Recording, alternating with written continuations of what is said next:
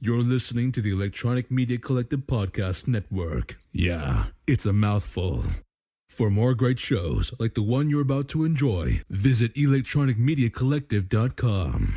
And now, our feature presentation.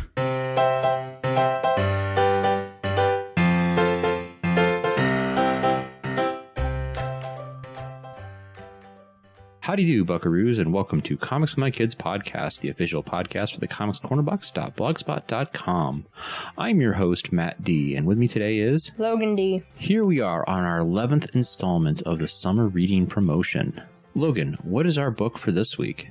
Last Comics on Earth by Max Brallier with Joshua Pruett, and it was drawn by Jay Cooper and Douglas Holgate. I believe it's Holgate. Yeah, Holgate. Sorry if I butchered your name. All right. Sweet. Well, let's start it up. Can you tell us a little bit about The Last Kids on Earth, and then tell our audience a summary of this book? So, The Last Kids on Earth is about... it originally starts off with two best friends. They are in a bus, and then the zombie apocalypse happens, and they also are friends with their school bully, and...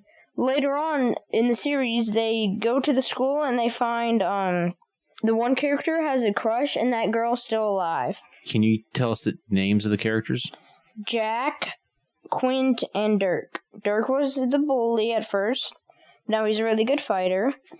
Quint is like the smart guy from school, and Jack's the weirdo.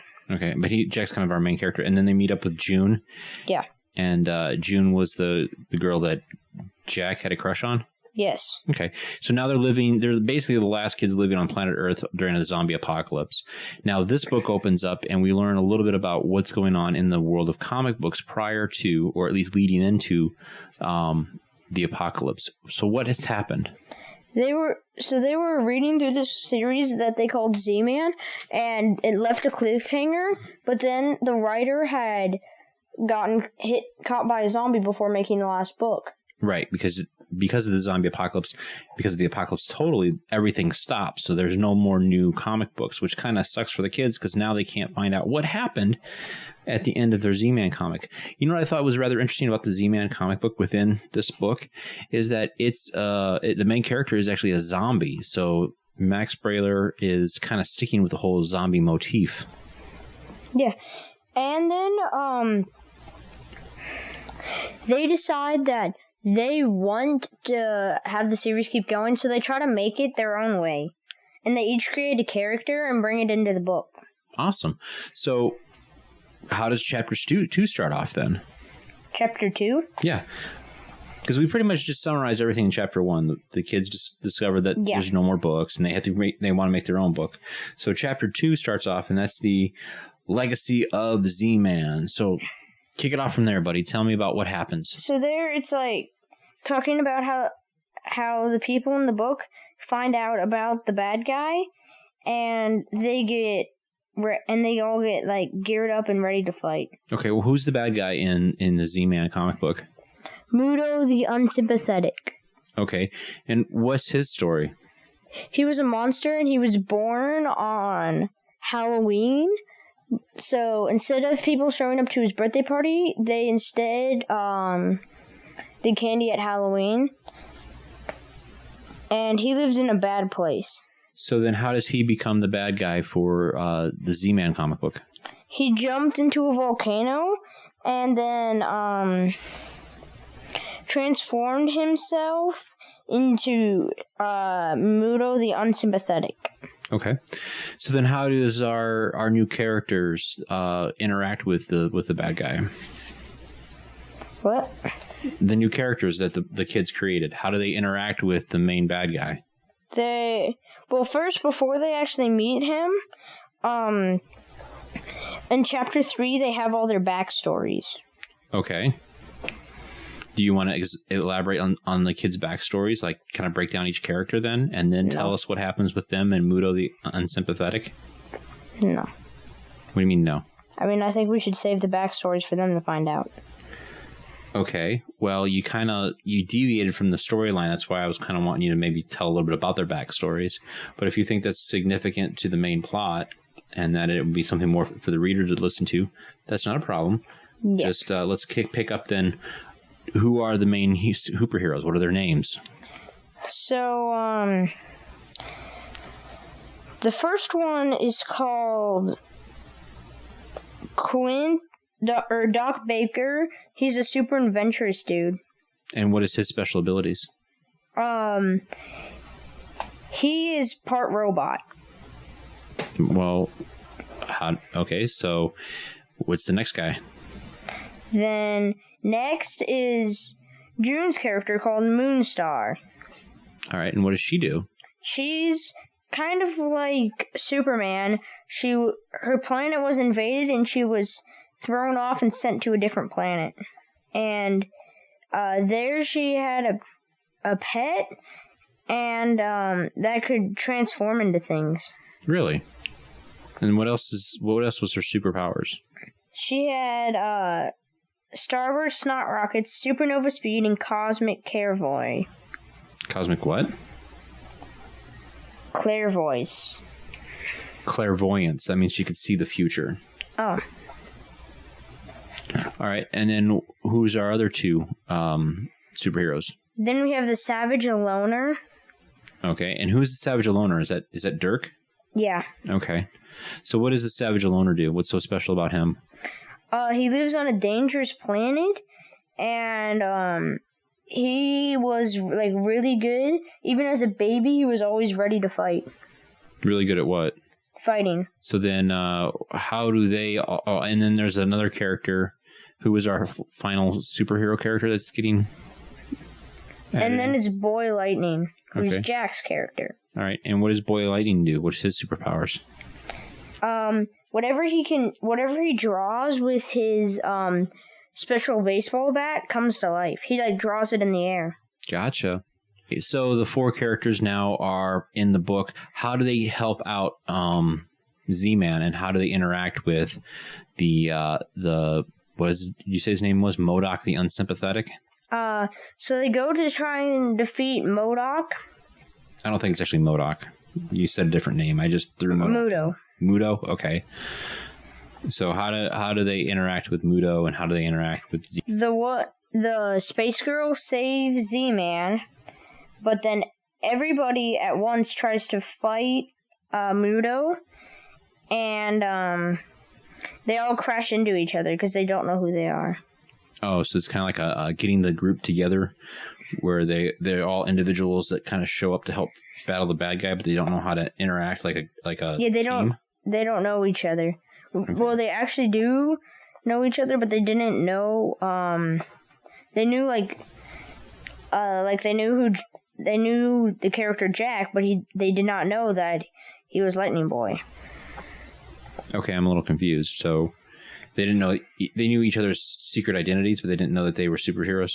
Yeah. Okay, gotcha. So then now they have to learn to interact together. So then what happens? And then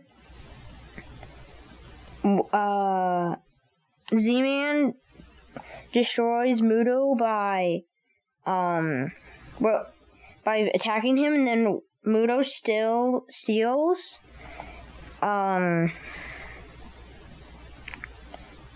Z-Man's crystal, and he gets melted. Z-Man does, or Mudo does? Mudo does. Okay. So what's so special about this crystal then? The crystal is what gives Z-Man his powers. Okay. Well, we kind of glossed over Z-Man a little bit. What's Z-Man's powers? I don't really know. Okay. Well, I know he's a zombie. Or he's like a zombie superhero. Yeah, and he can detach body parts and then still control them. Okay. All right. So then what happens after the bad guy ends up melting? Then the crystal is broken into 4 pieces, and they all get a piece. Who's they? The good guys. Okay, the superheroes that just teamed up? They're not teamed up yet. Okay. So once they have them, they just leave. All right. Well, then how about how does this particular chapter end? I mean, or I should say, how does the story resolve itself? Then the pile of the gooey stuff that Muto got turned into slides into a crack. So then, does this story end to where it leads off for something else? It leads off into the next chapter. Oh, okay. So the story just keeps going then? Yeah. How many chapters are in the book then? 12. Right, but isn't part of that also interspersed with what's going on with the kids from The Last Kids on Earth? Because aren't they writing the book while they're doing the story? Yeah. Okay. So the way the book leads off, do you think there's going to be another series of Last Comics on Earth? Definitely. Okay. It shows that they're going to have a book too. Gotcha. So what did you think of the story itself? What do you think of the kids making their own comic book? I thought it was cool. Cool. So did it make you want to write a comic book or anything? Nope. Okay. Do you think other kids that like writing might want to write a comic book after reading this book? Maybe. Gotcha. So what else can you tell me about the Last Comics on Earth? When did you first hear about the book? When we went to Free Comic Book Day, one of the free comics was a sampler of this. Okay. And what was the sample? Did it have? It has the first chapter. Okay. Of the book they made. Gotcha. So what do you think of the artwork though? Very cartoony. Yeah. And I like how it actually has color. Isn't the Last Kids on Earth, isn't that like a regular novel and not a graphic novel? Well, no, I think they do have some pictures that are black and white. Right, but it's not written as a comic strip. It's more written like a novel, right? Yeah. Okay. Do you like seeing the adventures in this graphic novel form? Yes. Cool. So what else can you tell me that is cool about the book? I like how each character is... Well, I like how there's this one place called Apocalypta, and that's where they live, and it's every apocalypse that ever existed. Oh, really? Can you describe one or two of them?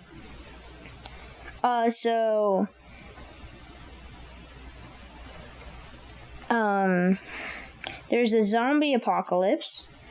There's an apocalypse where dragons overcame the humans and tried to rule, but the city collapsed. Then there's the interdimensional inner apocalypse, and then there's Robogeddon, where a meteor had wiped out all robots' hard drives. Huh.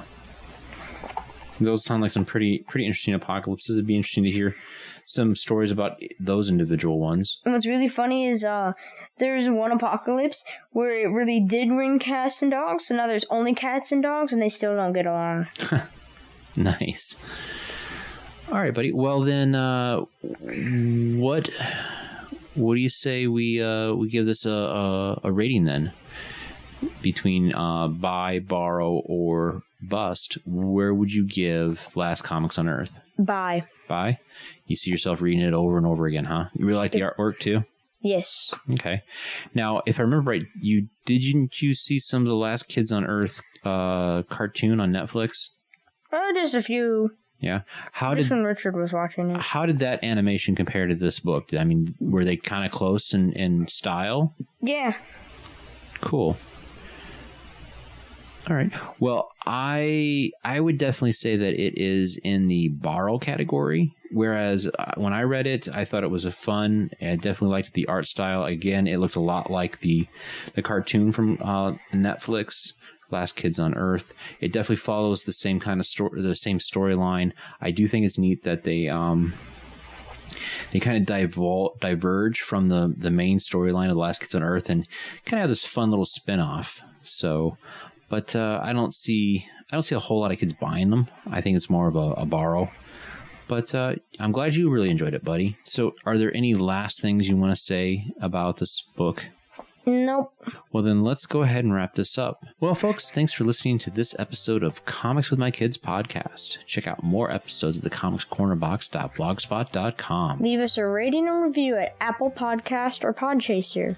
Follow us on Twitter at all of our... I always screw this up. Follow us on Twitter for all of our episode posts and news at Comics with Kids. Also, check out our Facebook page, Comics with My Kids.